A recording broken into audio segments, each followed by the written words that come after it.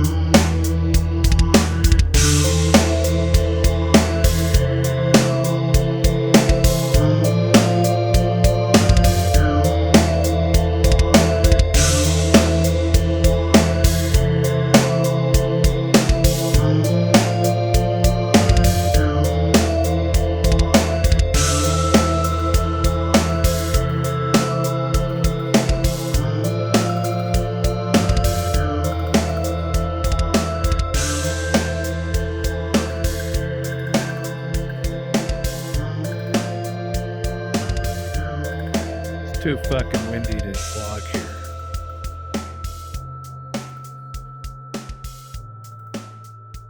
It's a little fucking cold too. I feel like every month I start over again from scratch. Yeah, I'm definitely doing early retirement the hard way. Don't be deceived. I was actually working and I just happened to be near this park, so I stopped for a bit. Well,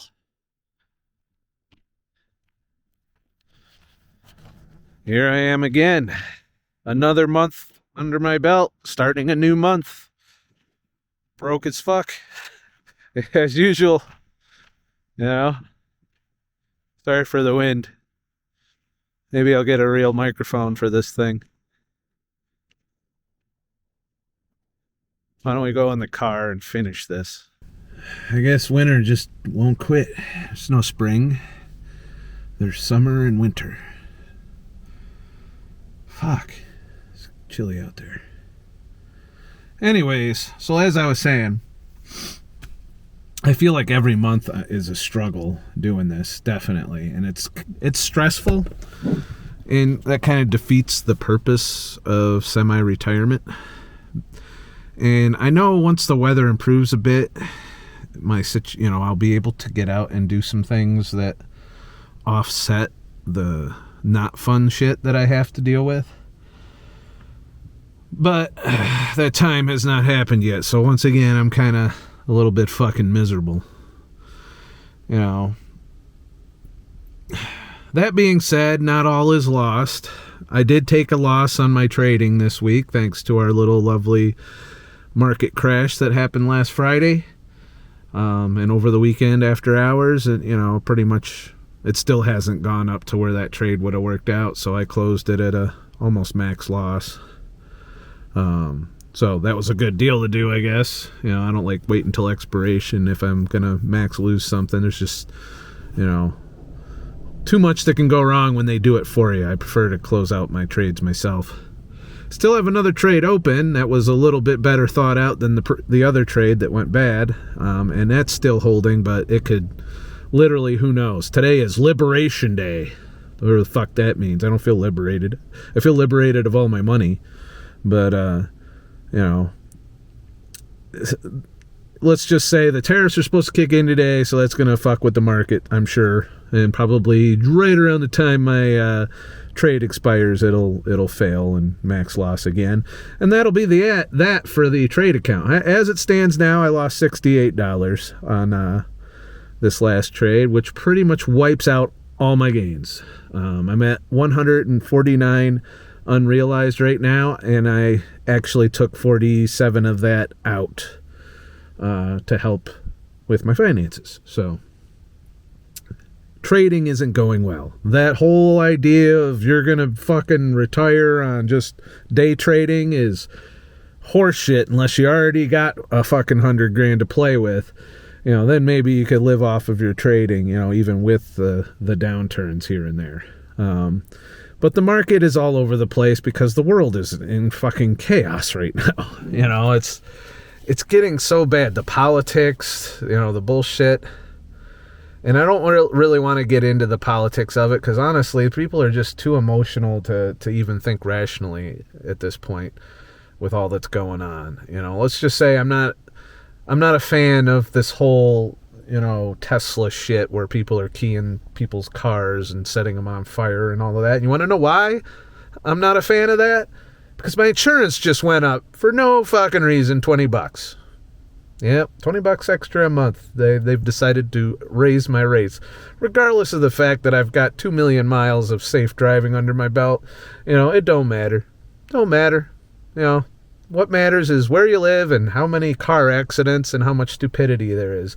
And I'm sure that's not all Tesla destruction that is raising my insurance.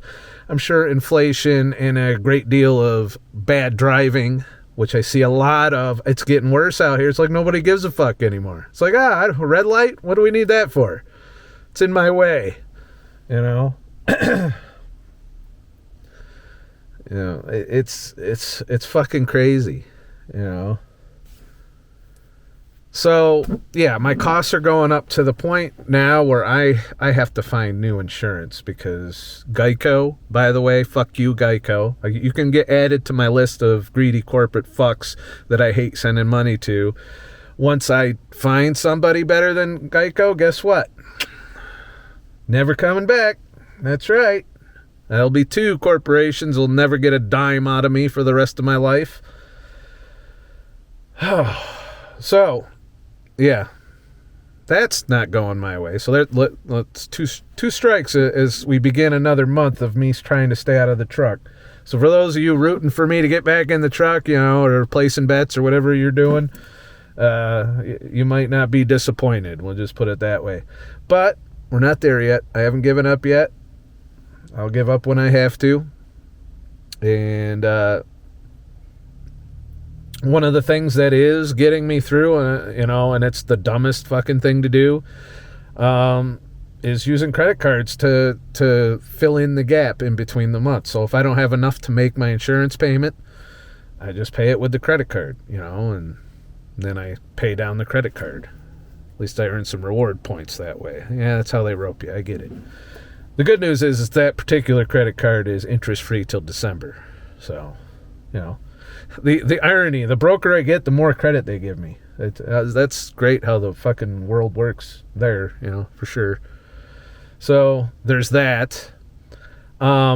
Reselling. I'm actually doing okay on reselling, but I'm still nervous because I've got a lot of packages I sent out and no feedback from any of them. The funds still aren't released, and my first sale went entirely to eBay fees and shipping. That's right. The first thing I sold, it was like I just gave it away. Now granted, eBay does provide a service. They market my shit. They make sure that eyeballs get on my product and that I sell it. But is that worth the entire product? I just said, here's a MIDI keyboard, and that's literally how much my fees are. And the rest of my funds I don't have yet. They're still on hold. But that being said, I've made $333 in sales. I get to keep $206 of it. Do the math there. So if you're thinking about getting into reselling, know that the fees are almost YouTube level cut. You know how YouTube takes 30%? Well, we're talking eBay between shipping and fees, you're looking at maybe 40% of your margin being eaten up by fees and shipping. So there's that. But that being said, I am being a little successful at selling. But the other part of that is the things that are selling for me are my things that I did not source, things that I just had laying around that I'm like, well, that's probably worth something, and I'm throwing it up on eBay, and they sell, and it sells fairly quickly, which is nice. All the thrift store shit that I bought from Canada, granted I haven't listed all of it, but it's not moving, and I've discounted a few things a couple times, and they're still not moving. So I will have a little more faith in reselling as a viable income stream once I see that stuff I source starts moving. But that being said, I should be listing a lot more than I am. So I haven't been on the ball with listing, but I'm not looking for that to be full time. I would like just, half of my income to come from reselling and the rest from my other income streams. I'd like to be able to make videos for you guys and make some money that way. So that's another income stream. And as far as my YouTube channel, since I've gotten monetized by Google, I've been able to squeak through with contributions with the 3 members I have, $100 a month, $132 last month that I made on YouTube.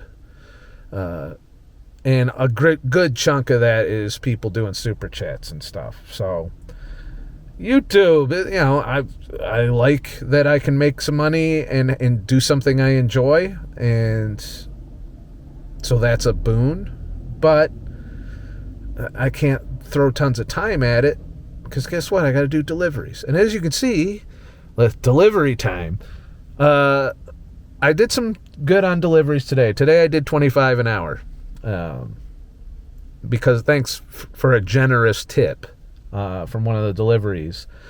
And the way it works with the app I use, which I don't want to go into detail on because I don't want any competition.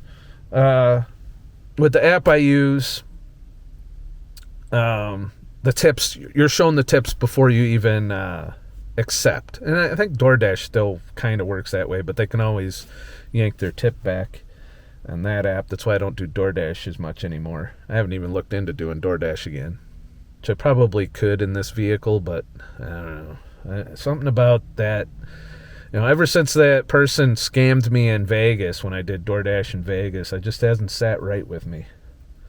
And the pay ends up being close to $15 an hour when you do DoorDash more often than not. So, but lately I'm also noticing, while I cannot accept all the deliveries and I can't stack as many deliveries because of this, a car is small.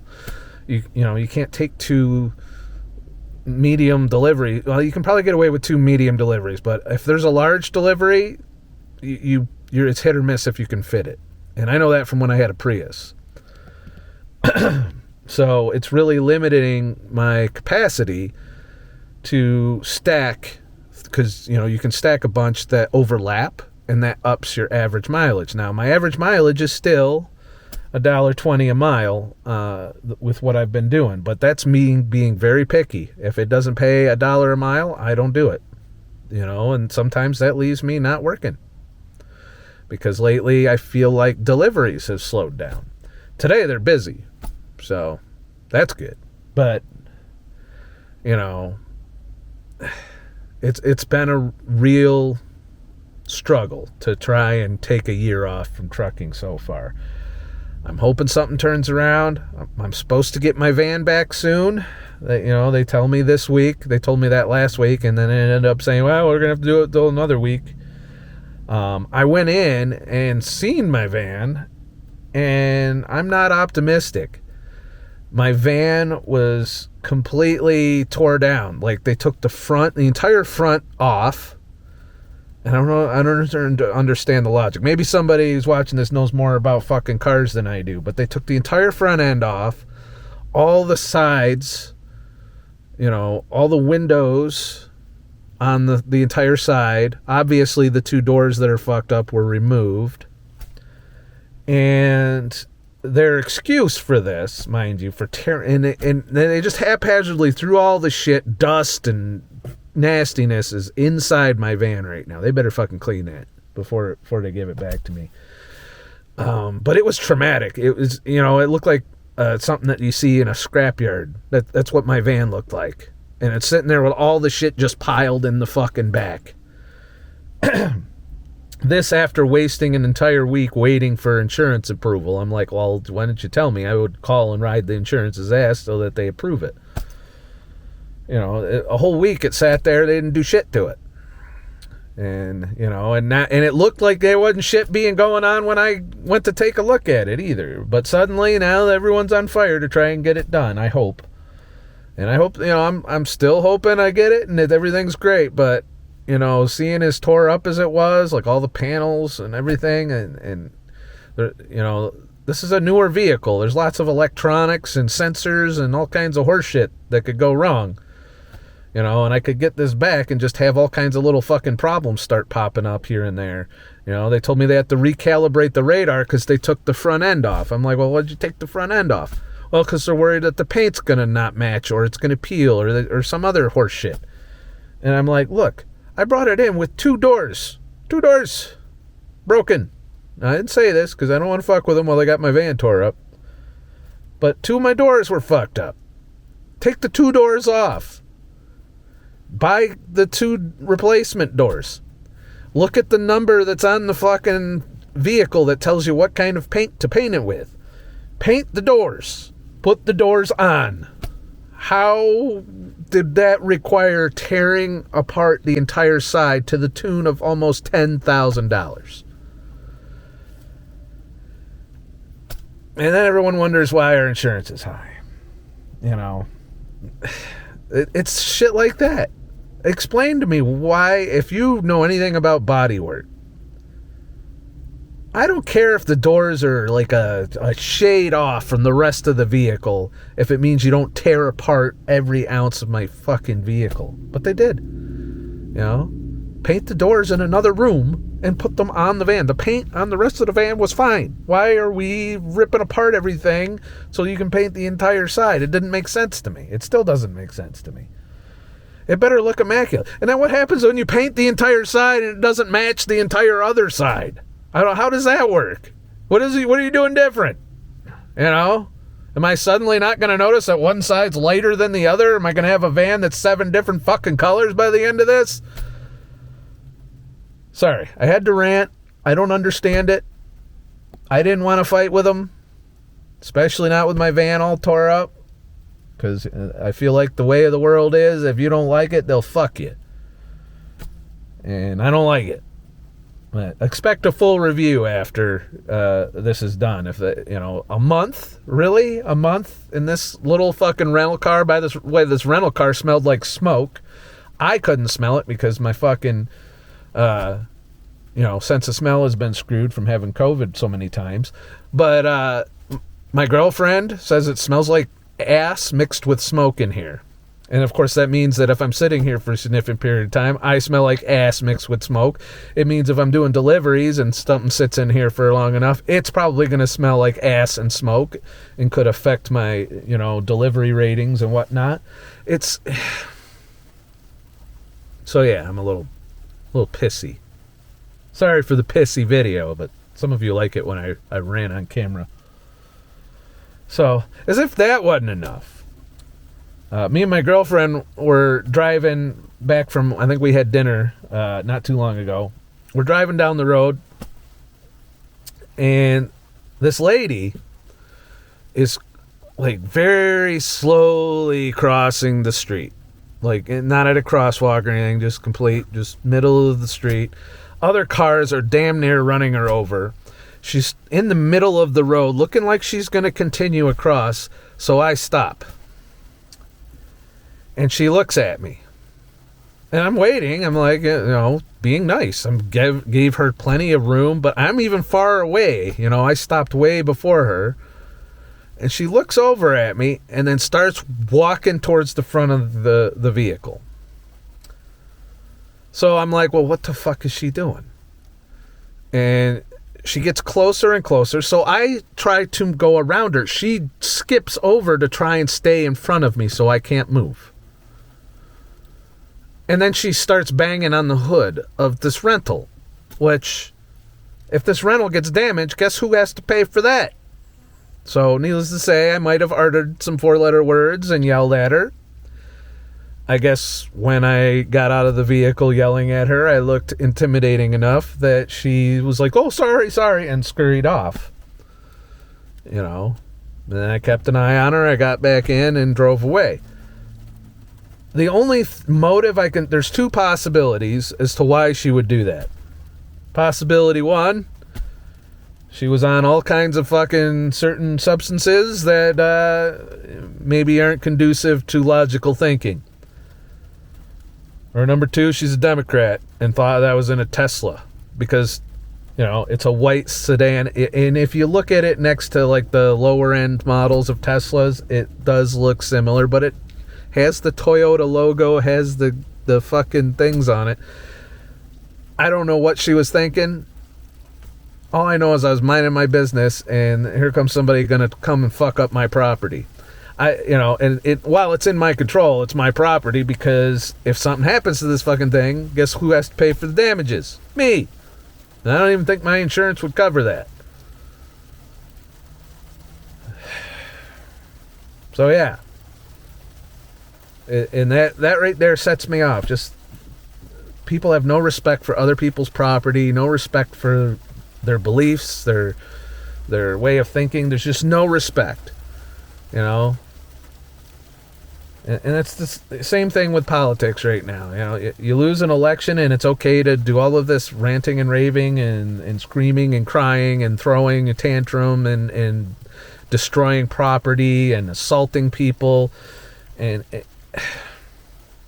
how is this okay? I didn't do it, and y'all know I fucking hated the last administration. I hated every ounce of the last administration. I didn't destroy any property. I didn't do anything to anyone. To the people I know voted a certain way, I didn't do anything to them. I didn't even call them names or any of that. What's wrong with people? I don't fucking get it. Why are we like this? Why can't we just fucking respect that we don't all agree on all policies and we're going to vote the way we want? You can't like force people through fear and intimidation to vote a certain way. You have to convince them with logic. Good luck with that. You know, and policy. That's the way it should be, but that's not how it is anymore. Those days are long gone.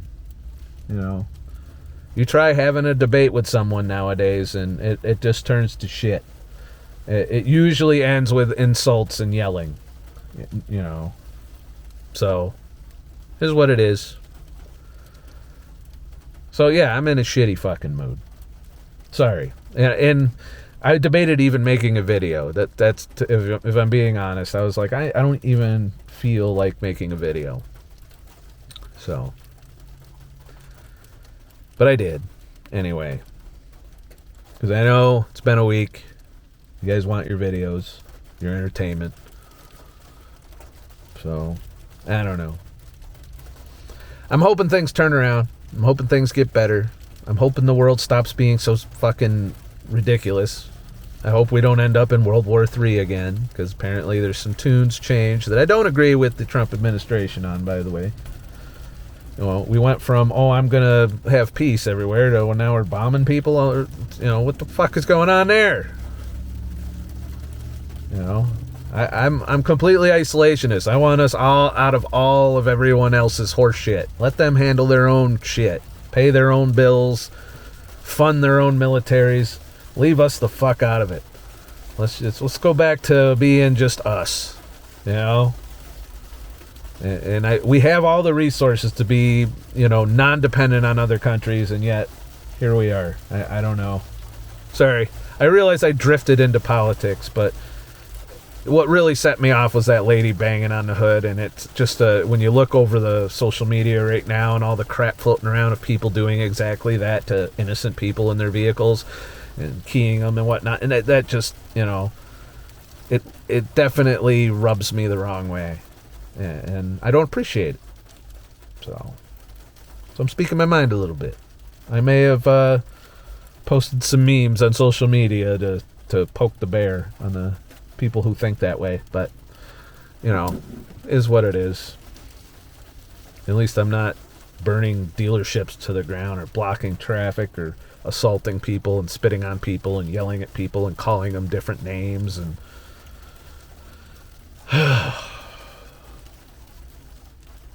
I'm sorry. It's rough. It's snowing now too.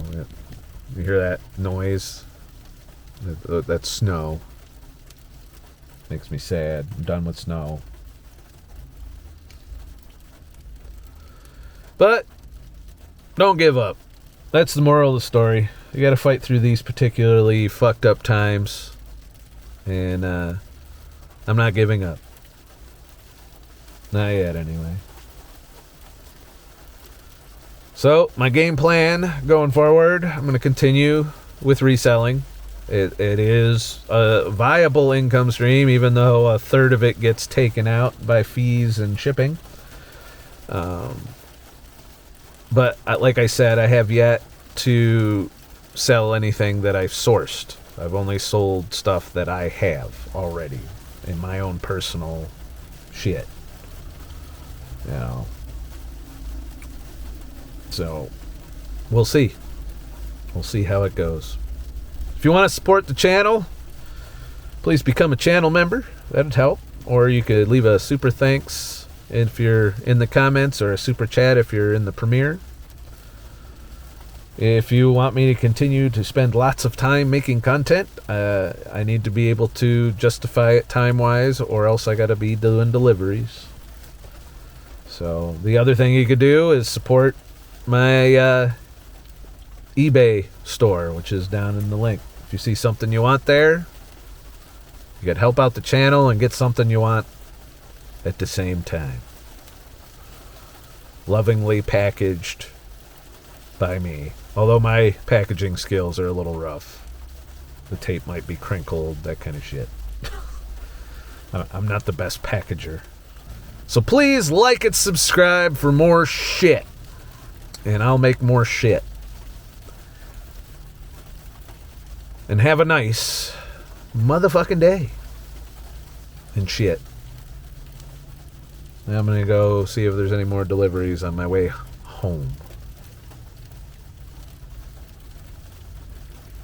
I really hope things turn around. I really do. I need to do some things like get out in the woods, do some hiking, do some backpacking. I loaned my friend my backpacking tent, so I might have to get another one when I decide to go out. Going to be going up to Canada for a little bit soon, so get to enjoy all the political shit that's up there and all the censorship and all of the other crap that goes on up there. It's great. But my girlfriend's up there and I love her. And our love transcends politics and stupidity. Alright, have a nice motherfucking day and shit.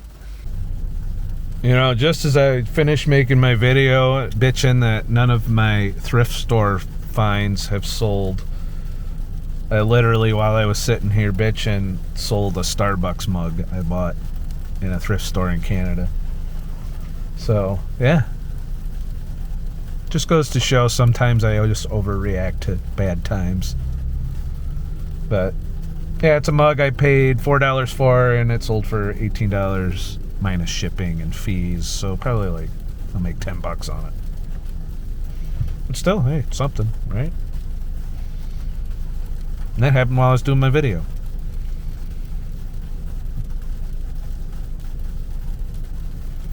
Maybe it's the universe telling me, hang in there. Don't give up, you filthy piece of shit.